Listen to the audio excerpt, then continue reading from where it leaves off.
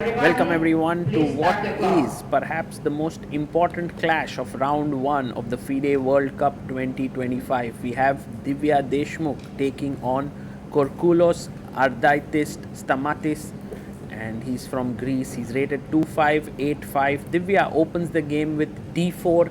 Stamatis replies back with knight to f6. c4 is on the board. Now, Divya is the only woman player in this tournament, and she is taking on a stronger opponent. Out of 206 players, the only female player. So really kudos to Divya for taking up this challenge, and kudos to FIDE for providing her with a wild card. We have the Nimzo Indian with e3 played, and now black castles, and Divya can continue normally with bishop d3 or knight f3. There's also knight e2, but she goes for the more sharp, one of the sharpest lines in the Nimzo Indian. She plays a3, and Kourkoulos takes here on c3, b takes c3, and now plays his pawn to d6. An interesting move, not really committing where his pawns ought to be, like c5, e5. Divya brings her knight to e2. Maybe better was to go bishop d3 followed by knight e2, but makes sense. Pawn to c5 played by Stamatis here, and Divya goes knight g3. So in a way, what Divya wants to do is maybe get her bishop out, castle, and keep both of her e and f pawns free. Knight comes to c6,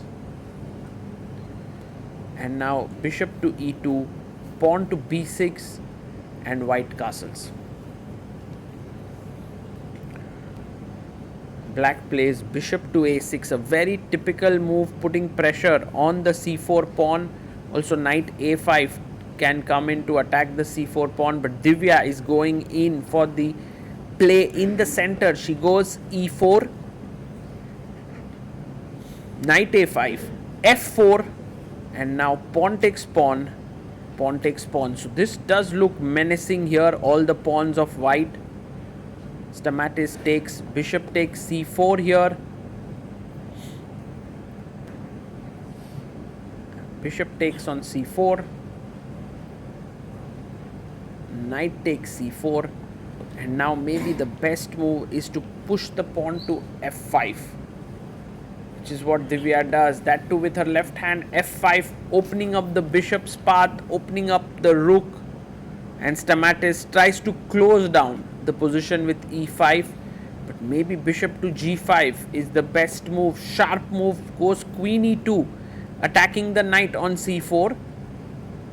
b5 played, and d takes e5. Not the best move here. Better was bishop g5, keeping up the tension, but now after de, black is doing much better in this position. Divya goes rook b1, trying to put pressure on the b5 pawn. Now remember, Divya is a pawn down here. So rook to b8 played, and king h1, trying to get out of the any checks that could potentially come on this diagonal. Kourkoulos goes h6, stopping bishop g5 moves. Rook comes to b3, and Divya is hoping for knight h5, rook swinging over and trying to attack. She goes a4, trying to play on both wings, and a6 played. By the way, b takes a4 was even stronger because rook b6 can be met with knight b6, but a6, ab, a takes b5. And now bishop comes to e3. Maybe not the best move because now you trade. Perhaps for Divya the better move was knight h5, as we discussed, trading here and getting the rook to the king side. Queen e3, queen to d6 played. And rook comes to c1. Rook to d8 by Stamatis here. And h3 played by Divya. queen comes into d4, offering a trade of queens. And Divya takes, queen takes d4. Well, she didn't have too many options, to be honest. Rook takes d4. And now rook c5, attacking b5 and e5. Goes knight to e4, chopping off that pawn. Rook takes e5 played here. Very interesting. Maybe if knight takes e4, rook takes e4 and rook takes b5, this does seem like not a great position. Black is better here. So rook e5 by Divya, knight g3, rook g3 and b4 pushed by Stamatis. His b pawn is running down, so Divya blocks it. Blocks the pawn from going further ahead.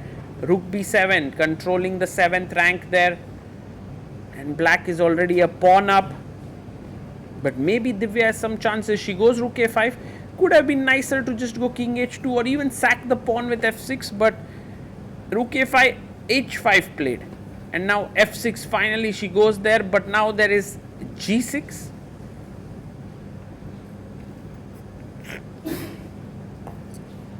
So yeah, g6 played here by Stamatis. And check. King comes up to h7.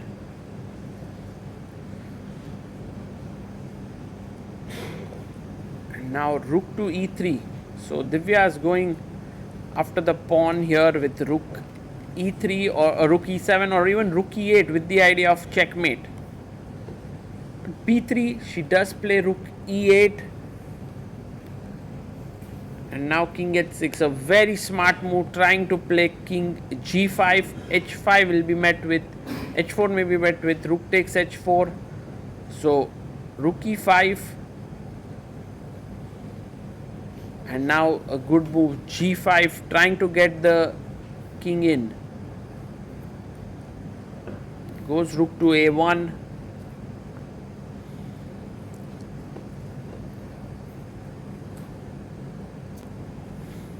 Stamatis pushes the pawn, rook b1, now threatening rook c1 check.